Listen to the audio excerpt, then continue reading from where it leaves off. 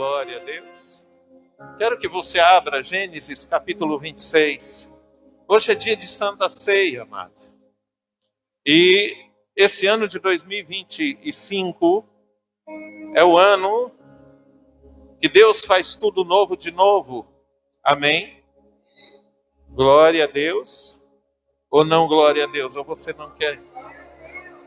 Não quer esse novo de Deus de novo? Aleluia. Capítulo 26 de Gênesis. Eu quero compartilhar com você uma palavra que tem a ver com a nova geração de adoradores. Amém? Deus tem falado dessa igreja que nós somos uma nova geração de adoradores. Que o nosso propósito, a nossa missão, visão, como igreja, é levantar Deus, a partir de nós, vai levantar uma nova geração de adoradores. Amém? Então você está aqui nessa noite porque você recebeu um convite, não meu, mas do Senhor, para fazer parte dessa nova geração de adoradores. Amém? Glória a Deus. Porque Deus está à procura de verdadeiros adoradores. Se Deus está à procura de verdadeiros adoradores, é porque nem tudo que diz que adora, de fato está adorando. Porque nem toda a adoração que tem sido entregue ao Senhor, Ele tem aceitado. Por quê? Porque Ele está à procura de verdadeiros adoradores. E a adoração que agrada ao Senhor, que chega até Ele, é a adoração que é dada a Ele em espírito e em verdade. Amém? E Deus está à procura desses verdadeiros adoradores. Quando nós falamos que a geração eleita é uma nova geração de adoradores, é uma igreja que o Senhor encontrou esses verdadeiros adoradores e congregou no lugar. Amém? Glória a Deus. E eu oro para que o Senhor ache em você esse verdadeiro adorador. Oro para que Ele ache em mim esse verdadeiro adorador. Oro para que essa nova geração de adoradores, ela seja congregada o mais rápido possível. Amém? No nome do Senhor Jesus. E a palavra que eu quero ministrar para você hoje tem a ver com essa nova geração de adoradores. O verso 26, a partir do verso 1 diz assim: E havia fome na terra, além da primeira fome, que foi nos dias de Abraão. Por isso foi-se Isaque a Abimeleque, rei dos filisteus, em Gerar. E apareceu-lhe o Senhor e disse: Não desças ao... O que está escrito na tua Bíblia? Ao Egito. Então, entenda um pouco, deixa aberto aí. Isaque, por causa da fome que houve sobre a terra, ele foi ao rei Abimeleque, rei dos filisteus, que estava em Gerar. Mas a intenção do coração de Isaque não era ficar ali. A intenção dele era ir para o Egito. Era sair do lugar onde ele estava e ir para o Egito. Ele foi procurar um rei chamado Abimeleque, mas a intenção era sair dali e ir para o Egito. Amém ou não amém? Por que eu estou te falando isso, te chamando a atenção para isso? Porque a palavra de Deus diz, lá em Provérbios, capítulo 16, no versículo 1, que o coração do homem pode fazer planos, mas as respostas certas dos lábios vêm de quem? Vem do Senhor. O nosso coração faz plano e a resposta para esses planos vai vir do Senhor. Eclesiastes 3:1 diz assim: há um tempo determinado para todo propósito debaixo do céu. Então nós fazemos os planos, os propósitos são nossos, mas os resultados, eles vêm de Deus também no tempo de Deus. Fala assim, os resultados. Mas fala mais forte, fala, os resultados vêm de Deus. E também no tempo de Deus. Amém ou não amém? Entendeu? Olha só, o teu coração faz plano, você planejou. Tenho certeza que você quer sair daqui desse culto, voltar para a tua casa, e quando você chegar lá na tua casa, ou no caminho mesmo, você quer que alguém te ligue e te dê a notícia que você está esperando. Eu tenho certeza que você quer chegar, eu vou dormir hoje, Senhor, eu vou orar, e amanhã cedo eu vou acordar, e a primeira coisa que eu vou ver no meu celular vai ser a notícia de que o milagre que eu espero aconteceu. Eu tenho certeza, querido, por quê? Porque não é só você, eu também sou assim, todos nós somos assim.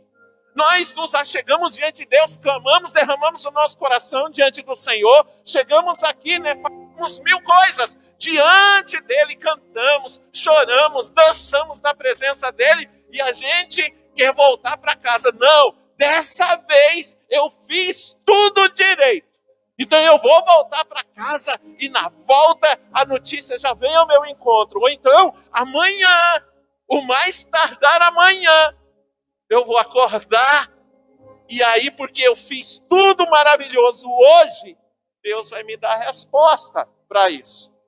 Só que a palavra de Deus está falando o seguinte, olha, sou eu que te dou o resultado. E eu não vou te dar o resultado. Glória a Deus por isso. Que Ele não nos dá o resultado que nós esperamos.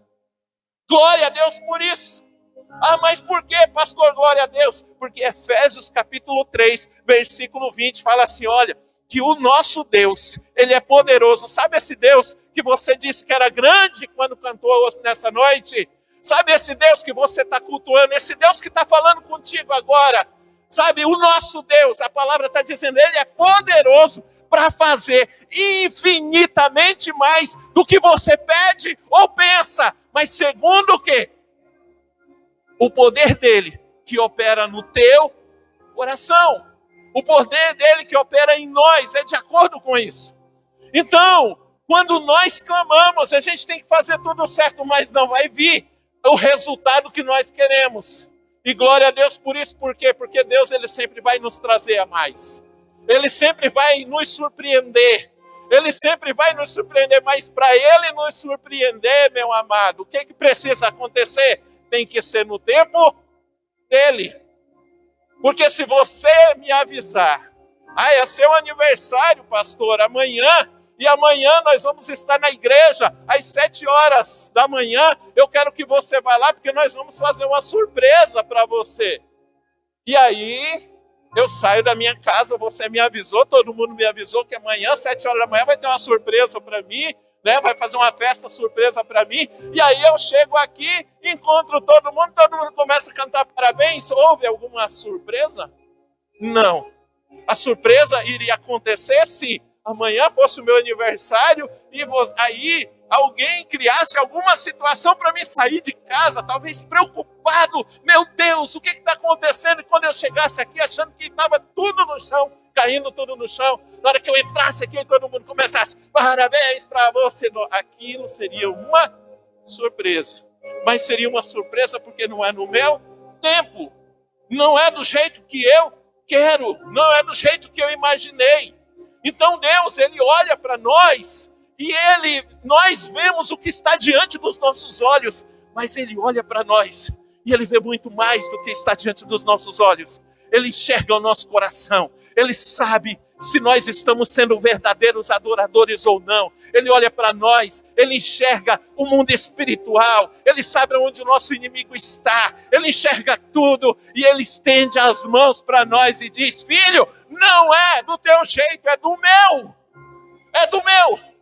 E aqui Isaac saiu para procurar Abimeleque e foi até Gerar. Só que Deus olhou para ele e viu que a intenção dele não era ficar ali na Filístia, não era ficar ali em Gerar.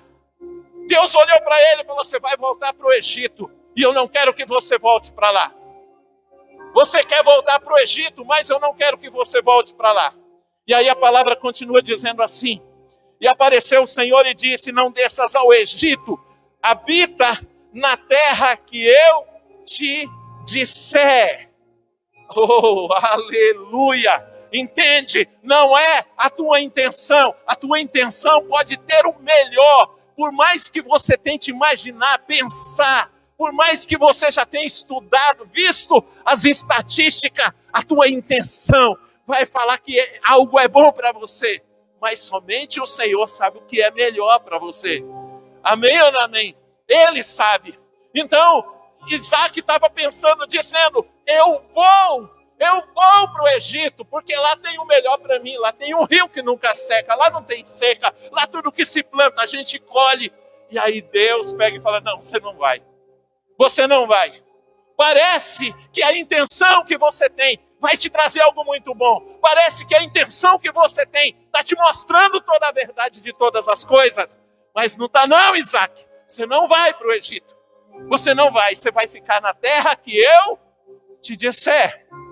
Por que Deus quer que a gente fique na terra que Ele disser?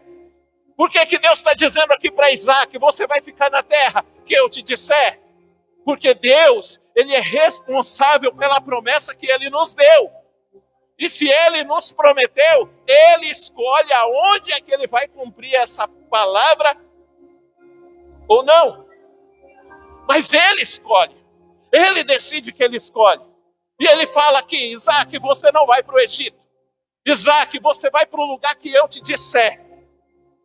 Ah, meu amado. Só que o problema é que a Bíblia, nós começamos a ler aqui, que havia fome na terra. Havia fome naquele lugar.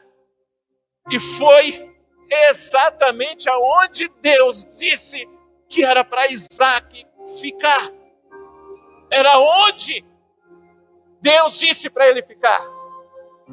E aí, meu amado, antes de Deus mostrar para ele que ele tinha que ficar ali, em Gerar, olha o que Deus fala para ele. Olha o que Deus faz. E talvez foi isso que Deus é isso que Deus pretende fazer contigo, tendo te trazido hoje aqui. Olha o que Deus faz aqui. Peregrina nesta terra. É aqui nessa terra. Você não vai sair daqui para ir para o Egito. Peregrina nessa terra. Aí ele fala: eu serei contigo e te abençoarei. Porque a ti e a tua semente darei todas estas terras e confirmarei o juramento que tenho jurado a Abraão teu pai. E multiplicarei a tua semente como as estrelas dos céus, e darei à tua semente todas estas terras, e em tua semente serão benditas todas as nações da terra. Porquanto Abraão obedeceu a minha voz e guardou o meu mandado, os meus preceitos, os meus estatutos e minhas leis. Aí a Bíblia termina aqui no versículo 6 dizendo: assim habitou Isaac em Gerar.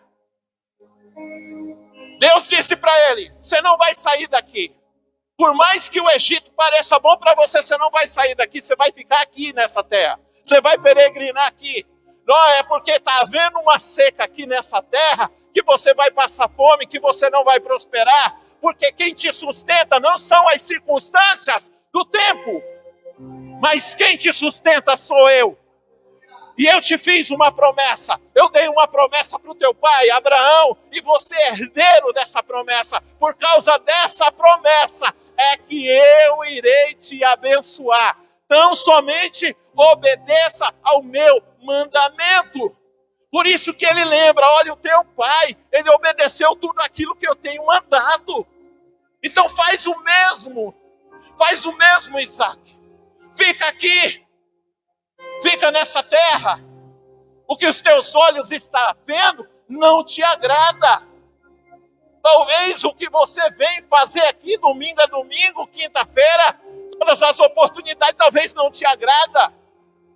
Talvez, ovelhinha, você está olhando lá no quintal ou no pasto do vizinho e está achando que a grama está mais verde lá. Aqui tem seca, mas lá não tem. Aqui tem escassez, mas lá não tem. Então, peraí, é o mesmo Deus. Então eu vou sair daqui e eu vou lá para aquele gramado. Eu vou lá para aquele pasto. Porque ali, com certeza, e Deus hoje está te dando a resposta para você. Deus está respondendo. Se você está com essa intenção, Deus está respondendo para você. A tua pergunta, o teu questionamento, Deus está respondendo para você. Eu não preciso te falar nada. Deus já está falando contigo. Porque o que enriquece não são as coisas, não são as circunstâncias. O que enriquece é a bênção do Senhor. E Ele não acrescenta dores. Ah, Pai. Querido, nós estamos olhando para o 2025 e ele está sendo desafiador. Está sendo desafiador por quê? Porque duas coisas Deus falou com muita clareza para nós. Nesse ano vou fazer tudo novo de novo. E ele disse, as coisas vão deixar de ser sacrificiais.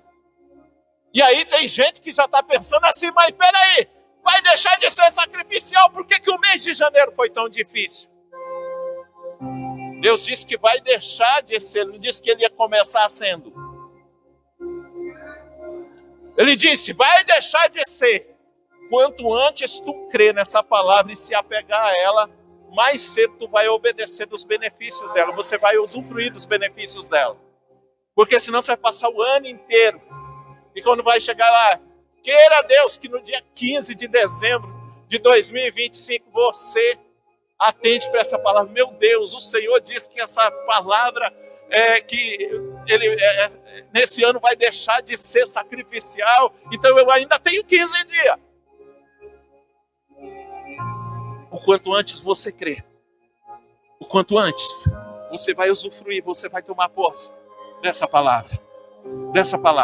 Agora entende, deixar de ser sacrificial não é só deixar de ser difícil. Deixar de ser sacrificial é colocar você exatamente no centro da vontade de Deus.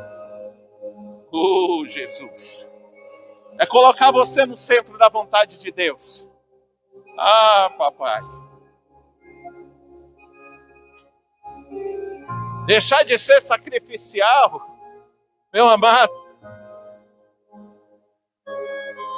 quem trabalha de funcionário, tem um chefe acima dele, duvido você não pensou, se eu estivesse no lugar do meu chefe, faria melhor que ele. Mas sabe por que você faz? Porque o peso da responsabilidade não está nas suas costas. O fardo não pesa nas tuas costas. Entende? O que eu estou querendo dizer para você com isso daqui? É que Deus vai te colocar exatamente no teu lugar.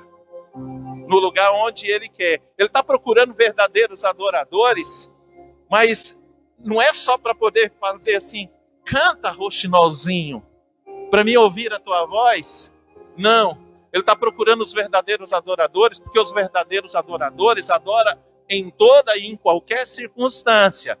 E na hora que ele achar, ele vai fazer o seguinte, ó, você vai continuar me adorando. Então eu vou te pegar daqui, vou te arrancar daqui, do lugar onde está confortável para você, e vou colocar onde eu quero que você esteja, para você experimentar o peso da minha vontade. Não foi isso que ele disse para Paulo, ou disse de Saulo para Ananias? Ananias, dispõe-te e vai para a rua chamada à direita, porque lá tem um homem chamado Saulo, que ele está orando, e você vai lá para orar com ele. E aí Ananias fala para ele, mas Senhor, eu tenho ouvido muito falar que esse homem tem matado os teus servos, tem encarcerado eles, tem perseguido a tua igreja. O que eu vou fazer lá? Deus fala assim, vai lá, porque este é para mim vaso escolhido.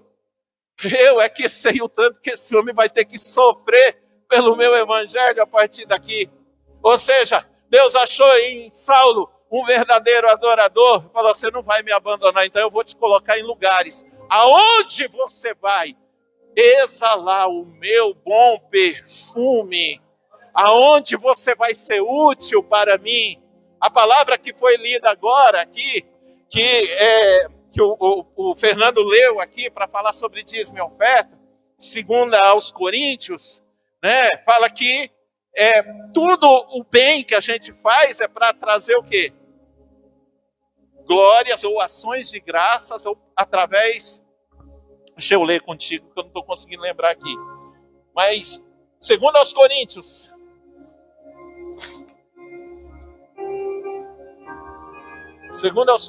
capítulo 9.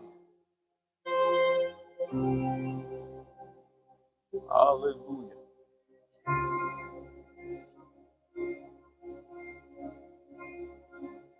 Jesus.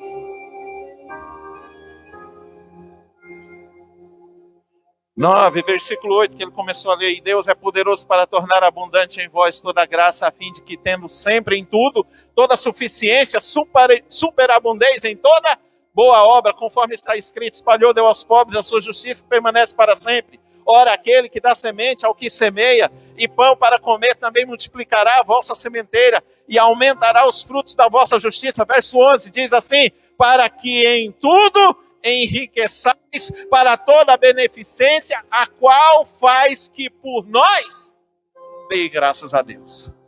É onde Deus vai te colocar, para que através de você sejam dadas graças a Deus, glórias a Deus. Amado, tudo que Satanás quer é contaminar o evangelho. Tudo que Satanás quer é trazer uma confusão no meio do evangelho. Para quê? Para fazer as pessoas adorarem de forma errada, para fazer as pessoas servirem a Deus de forma errada, para fazer as pessoas buscarem a Deus de forma errada e achar que está tudo bem. Lá no capítulo 26, onde a gente estava lendo, vai dizer, no verso 12, por causa da bênção de Deus que estava sobre a vida de Isaac, vai dizer assim: e semeou Isaac naquela mesma terra, e colheu naquele mesmo ano sem medidas, porque o Senhor o abençoava. E engrandeceu-se o varão, e ia se engrandecendo, até que se tornou muito grande, e tinha possessão de ovelhas, e possessão de vacas, e muita gente de serviço, de maneira que os filisteus o invejavam. Deixa a tua Bíblia aberta aí. Por que ele prosperou? Por que ele se tornou tão próspero, tão rico e tão grande, como a Bíblia está dizendo aqui? Porque ele decidiu ficar no lugar onde Deus havia falado que era para ele ficar, e obedecer aquilo que Deus havia dito para ele, e tinha dito antes para o seu pai Abraão. O que, em outras palavras, Deus falou para Isaac é o seguinte: anda no caminho do teu pai. Não se desvia desse caminho, nem para a direita e nem para a esquerda. Não se esqueça das palavras que eu disse para ele. Por isso que o Senhor está dizendo aqui: olha, eu vou te abençoar, eu vou te multiplicar. Como eu disse, como eu prometi para o teu pai. Em outras palavras, Deus está falando: Isaac, anda no caminho do teu pai. Não adianta você querer ir lá para o Egito. Não adianta você querer ir para qualquer outro lugar. Fica aqui. É aqui que você tem que ficar. Fica neste lugar. Porque aqui, neste lugar, eu vou cumprir cada palavra que eu prometi para o teu pai. Essas palavras são tuas agora. Essas promessas são tuas agora. São tuas agora. E aí, amados, olha que coisa tremenda. A partir desse verso agora que nós vamos ler. Verso 15. Diz assim: e todos os poços que os servos de seu pai tinham cavado nos dias de Abraão, seu pai, os filisteus entulharam e fizeram o quê? E encheram de terra. Você sabe o que significa isso? Que vai aparecer um monte de servo de Satanás, muitos deles falando até em nome de Deus, mas para jogar entulho no poço que foi aberto com a água do verdadeiro evangelho. Vão jogar terra dentro. Para quê? Para enganar você. Para enganar todos aqueles que buscam o Senhor. Mas como assim, pastor? Simples. Os filisteus encheram de quê? Os poços. De terra. Tem muito evangelho que está sendo pregado por aí. Acho que a maioria do que você ouve na internet fala mais da terra do que do céu. Mentira! Tem muito evangelho, muita igreja. Você vai lá, o culto é uma bênção, é maravilhoso. Né? É maravilhoso por quê? Porque tem uma equipe de louvor que não tem só alguém tocando violão aqui. Mas tem uma equipe de louvor completa, sabe? Pulando, dançando, cantando, dando glória a Deus. Tem um monte de pastor. A igreja está lotada. Tem mais de um culto no domingo. Por quê? Porque não cabe todo mundo num culto só. Ah, pastor, é isso que nós precisamos da nossa igreja. Nós precisamos dessa igreja porque nós nos chamamos geração eleita e o Senhor está levantando uma nova geração de adoradores. Então nós precisamos disso. Amados, lá em segundo Samuel, ou segundo Reis e segundo Crônicas, vai falar a respeito de um culto que o rei Davi promoveu para levar a arca lá da casa de Aminadab até Jerusalém. E a palavra de Deus vai dizer ali que tinha mais de 30 mil pessoas. Aquele culto tinha mais de 30 mil pessoas. Meu Deus! Que você já imaginou estar num culto desse? Nossa, ia ser uma bênção, pastor. Ia ser maravilhoso. E ali, nesse texto, vai dizer que tinha sacerdote, tinha a equipe de louvor que tocava, tinha um povo, 30 mil pessoas. E a palavra vai dizer, e eles cantavam direto, sem parar, entoavam cantos para Deus. Cantavam para o Senhor. Só que nesse culto, querido, nesse culto eles resolveram fazer algo diferente. Nesse culto eles resolveram mudar o que está escrito na palavra. Nesse culto eles preteriram, na verdade, a água do poço e começaram a usufruir de terra nesse poço. Porque eles pensaram assim, nós vamos fazer uma grande festa para o Senhor, para glorificar a Deus. Então nós vamos fazer o seguinte, nós vamos comprar um carro novo, de bois. E nós vamos arrumar tudo, ornamentar tudo muito bem. E nós vamos colocar a arca do Senhor em cima desse carro de boi. E nós vamos cantar, e nós vamos sacrificar, e nós vamos fazer tudo para o Senhor. E assim eles fizeram. E a palavra de Deus fala que eles chegam numa eira que eu não consigo lembrar o nome dessa bendita eira. Já estou falando dessa palavra a semana inteira. Mais de uma vez por dia com pessoas. E eu não consigo lembrar. Mas fala que quando eles chegaram numa certa eira, os bois tropeçavam. O que aconteceu ali? O que aconteceu com os bois? Eles tropeçaram, os bois tropeçaram. Diga, os bois tropeçaram. Pergunta para a pessoa que está ao teu lado, o que aconteceu para os bois tropeçarem? Deixa eu te responder a pergunta que você fez. Sabe o que aconteceu com os bois para eles tropeçarem? Satanás colocou uma armadilha dele bem ali na eira. Satanás colocou ali tropeço. Satanás fez lama, jogou sabão, graxa. Para quê? Para os bois, quando chegasse lá, começassem a escorregar e caíssem. E aí, na hora que os bois tropeçaram, que começaram a escorregar, começaram a dançar de um lado para outro, o carro de boi balançou e a arca começou a escorregar para cair. Veio o sacerdote chamado Uzai e pega na arca, para não deixar ela cair. Nossa, que rapaz dedicado, que sacerdote dedicado. Isso é um homem de Deus, isso é um homem de oração, mas na hora que ele pega na arca, ele morre. Nacon, Eira de Nacon, é isso aí mesmo. Eira de Nacon. E aí o sacerdote morre, enche o coração de temor. Meu Deus, o que aconteceu? O que está acontecendo? Aí o Senhor vem e responde. Lembra para eles, lá no livro de Levítico, eu tinha falado para Moisés que a arca não anda em carro de boi. A arca não é para andar em outro lugar se não for nas costas de quem? Dos sacerdotes. Olha, tinha um culto cantando músicas para Deus. Um culto com mais de 30 mil pessoas cantando para Deus. Um culto sendo feito sacrifícios. Se não me engano, de 6 em 6 passos eles faziam sacrifício.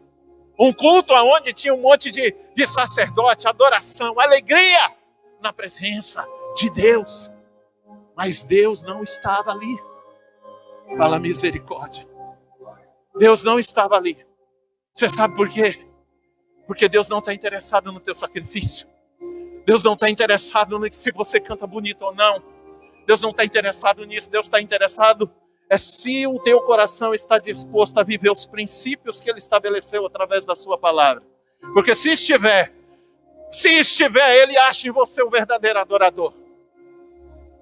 Ah, pastor, e o que teria acontecido se esse povo tivesse carregando a arca nos ombros? A armadilha de Satanás estaria lá. Lama, pedras para tropeçar, graxa, sabão para escorregar. Mas vem lá, os varões de guerra, cheios do Espírito Santo, carregando a arca, pesada. Talvez seus ombros já estavam feridos, porque não era perto, mas estão carregando a arca. Chegam aqui, a armadilha está lá, eles pisam nessa armadilha, tropeça, começa a escorregar, mas vem o Senhor e sustenta eles de pé, porque o compromisso de Deus é fazer com que a sua palavra se cumpra. Ele tem compromisso com isso. É com esse princípio que ele tem compromisso. Não é com o evangelho contaminado. Porque o carro de boi é algo muito interessante, mas é um evangelho da terra, não é um evangelho do céu. O que tinha vindo do céu carrega a arca nos ombros. Mas o evangelho da terra, né, o coach que pregou isso para eles, eu não sei quem foi, né, mas disse, olha, não, vamos colocar num carro de boi, assim todo mundo vai olhar, o carro é bonito, falar, Deus está prosperando, Deus está fazendo. Né? Maravilhoso. Aí o povo, aí quando você pedir oferta, todo mundo vai ficar, né? Falar, não, olha o carro de boi que o rei trouxe para carregar a arca. Então, não, se ele já está fazendo algo tão grandioso, vamos nós também trazer ofertas para isso. É isso que o evangelho da terra está sendo pregado. Os poços estão cheios de terra. Veio um evangelho verdadeiro, trazendo avivamento lá atrás.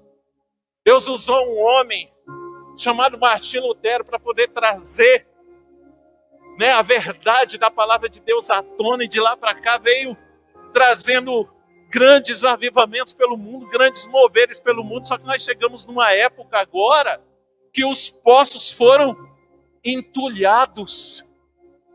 Os poços foram entulhados. E aí, as pessoas estão se contentando com o evangelho da terra, estão falando assim, olha, não, se eu sou rico, se eu sou próspero, eu sou de Deus, porque Deus está fazendo isso. Encheram os poços de entulho, de terra. E quando eu disse para você que essa palavra tinha a ver com a nova geração de adoradores, é porque Deus está levantando um grupo de pessoas No Brasil tem pelo menos 7.000 sacerdotes de Deus que não se dobraram a Baal. Tem pelo menos 7.000 sacerdotes que buscam o Senhor. Sabe onde eles estão? Eu não sei. Você não sabe, ninguém sabe. Ah, pastor, eu vi ele na internet. Você não viu ele na internet. Você não viu. Esses o Senhor está usando para sustentar a nossa nação. Esses o Senhor está usando para abençoar o nosso país. Tem muita gente tomando a fama, levando a fama por isso. Mas esses que estão de joelho pagando, você não vê na internet, na televisão, abraçando famoso, você não vê. Porque o que você vê na internet, o evangelho é da terra. Não é o evangelho do céu. É um evangelho que é pregado na terra, para a terra. É o evangelho que acha que a igreja de Deus ela tem que ter uma multidão dentro dela.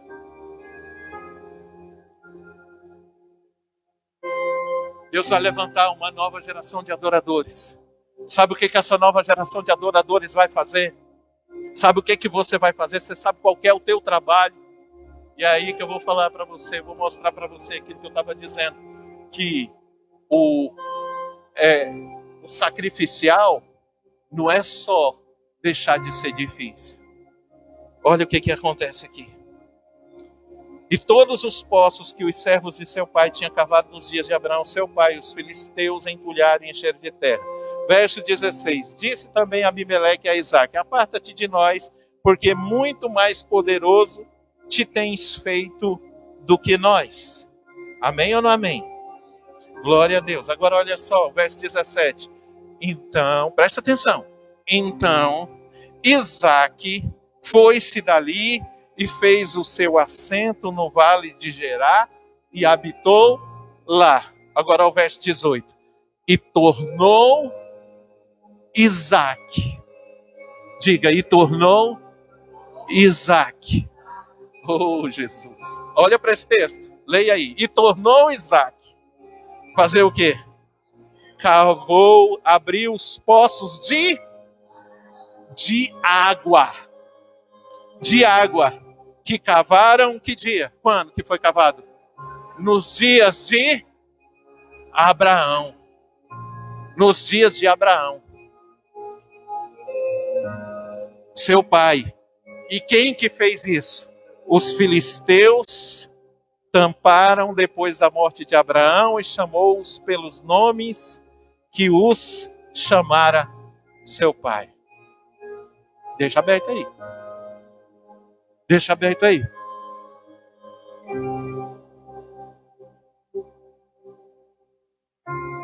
A maioria dos crentes que entulha os poços com terra se parece mais com filisteu do que com filho de Abraão. Se parece mais com filisteu do que com homens de fé.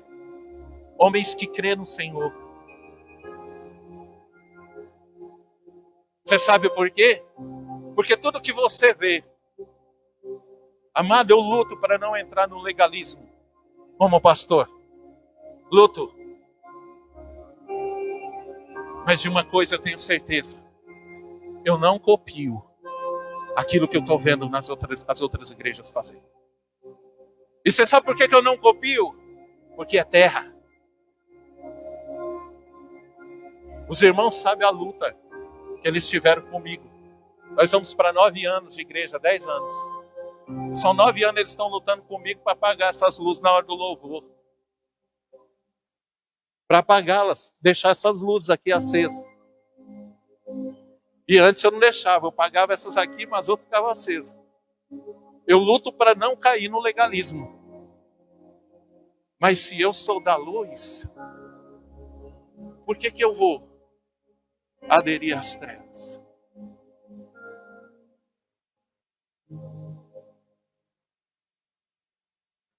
Qualquer um que passar na frente da geração eleita sabe que aqui é uma igreja. Alguém pergunta para mim, onde que é a igreja? Frente ao Mercado Alvorada, da Avenida das Torres. Toda amarela. Está escrito lá, comunidade evangélica, geração eleita, uma nova geração de adoradores. Agora tem um monte de igreja que você passa na frente, se você não perguntar, você não sabe. Por quê?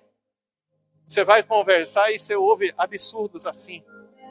Aqui a gente faz um negócio assim meio camuflado, porque vai, o camarada entra enganado e ouve uma palavra de Deus. Não, nós precisamos fazer. Oh, Jesus.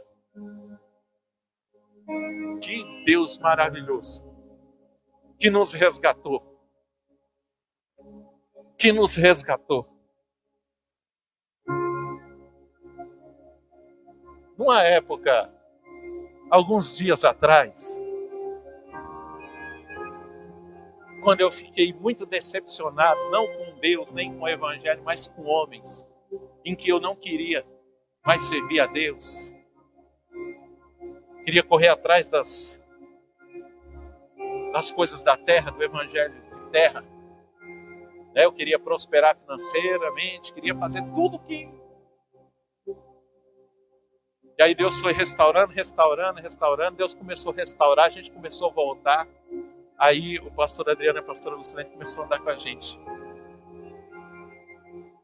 E aí nós fomos para uma igreja, colocaram a gente como líder de jovem da igreja. Vocês lembram disso, né? Nós, vamos fazer um monte de coisa e nós vamos arrebentar aqui. E tal. Primeira coisa que nós fizemos, chamamos esse casal que tinha acabado de sair do mundo.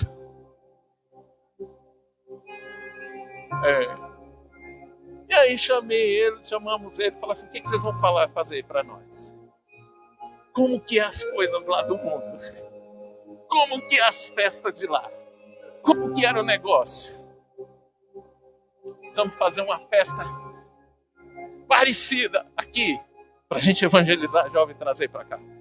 Lembra disso, né?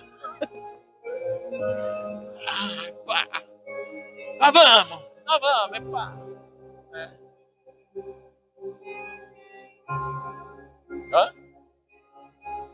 Até que o boi tropeçou.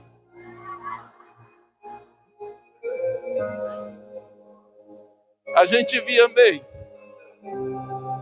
mas o boi tropeçou. O boi tropeçou, derrubou a arca, o caldo entornou. E o trem. A gente queria fazer a vontade de Deus com o evangelho de terra, da terra. A gente quer inventar coisas. Mas você sabe por que os filisteus entulharam os poços que Abraão fez, cavou? Porque Abraão tinha morrido. Abraão morreu. Você sabe por que você está vendo um monte de igreja desse jeito aí? É porque os pastores antigos deles já jubilaram ou morreram e vieram os novos com o evangelho de terra. E aí acha que estão fazendo a vontade de Deus porque estão prosperando mais do que os pais. Mas chegou o momento que Deus está levantando uma nova geração de adoradores. E o trabalho dessa nova geração de adoradores não é cavar poço novo. Entende uma coisa? O teu trabalho não é cavar poço novo. Não é fazer poço novo. O teu trabalho é cavar os antigos poços. Os antigos poços. Ah, meu amado, se tem uma coisa que eu aprendi nesse meu caminhar, é que recomeçar é muito mais difícil do que você começar. Tanto que na história que a gente conta da geração eleita, a gente começa dizendo assim, depois de tantos recomeços, Deus nos deu um novo começo. Recomeçar é mais difícil. Recomeçar é mais difícil. Só que o verdadeiro adorador, ele não está nem aí para as dificuldades. Está difícil? Ele glorifica. Não está difícil, ele continua glorificando. Ele continua o mesmo. E Deus está levantando uma nova geração de adoradores para cavar esses poços, para desentulhar esses poços. E aí, meu amado, olha o que está escrito aqui. Cavaram, pois, os servos de Isaque naquele vale e acharam ali um poço de águas. Oh, Jesus amado. Oh. Só que Deus disse que ia deixar de ser sacrificial, não é isso? Deus fez tudo novo de novo, o poço aqui, ó. Águas vivas. Mas Deus disse que ia deixar de ser sacrificial. Mas olha o que acontece em seguida. E os pastores de Gerar confiaram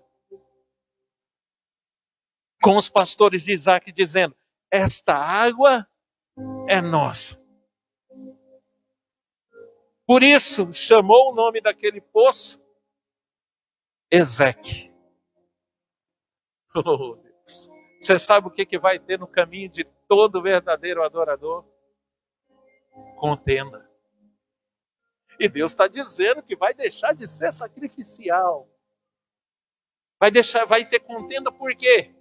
Porque quando você quiser cavar os poços antigos, aqueles que entulharam os poços não vão gostar do que você está fazendo.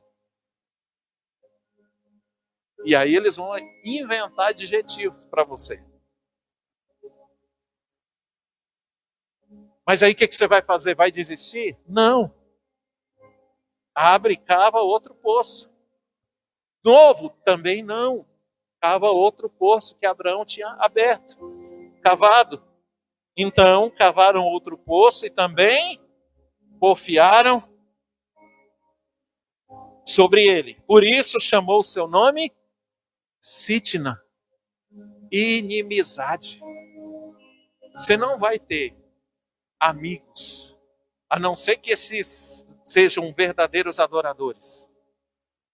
Se for verdadeiro adorador, ele vai estar contigo. Mas se for filisteu disfarçado, vai ser teu inimigo. Aí o que você vai fazer? Desistir porque você não tem amigo? Eu não tenho, querido. Pode prestar atenção, eu não tenho amigos.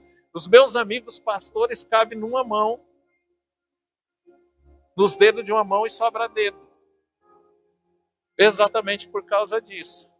Tem pessoas que eu fui lá pregar uma vez, eles não me chamam nunca mais para pregar lá. Porque eu não vou lá para pregar o que eu quero, ou nem o que eles querem. Assim como nenhuma pessoa que subiu nesse altar aqui ouviu de mim falando o seguinte: você vai pregar isso, isso, isso. Falou: não, você vai buscar o Senhor, que o Senhor te falar, você fala, você prega. Não posso subir no altar para fazer o que eu quero. Eu tenho que subir no altar para pregar o que Deus quer que a sua igreja ouça. Pastor, mas eu não estou gostando do que eu estou ouvindo. Conversa com ele, se vira com ele. Comigo não. Amém? Você vai parar por causa da inimizade? Não, você vai continuar. Você parte para o próximo poço. Porque em algum momento o negócio vai fluir. E aí, meu amado, partiu, cavou outro poço, porfiaram sobre ele. E não porfiaram sobre ele. Ou seja, ninguém... Entendeu? Ninguém veio mais atrás. Então vai chegar um momento que os verdadeiros adoradores terão paz. Vai chegar um momento que os verdadeiros adoradores irão prosperar. E aí, o nome do poço é Reobote. E disse: porque agora nos alargou o Senhor e crescemos nessa terra. Quantos querem crescer nessa terra? Aleluia! Querido, você é verdadeiro adorador, você faz parte dessa nova geração de adoradores. Eu quero convidar você a ficar de pé, em nome de Jesus. Aleluia! No nome de Jesus, meu amado. E Deus vai ministrar, o próprio Espírito vai ministrar no teu coração, nessa noite. Deus achou você. Deus te trouxe aqui hoje.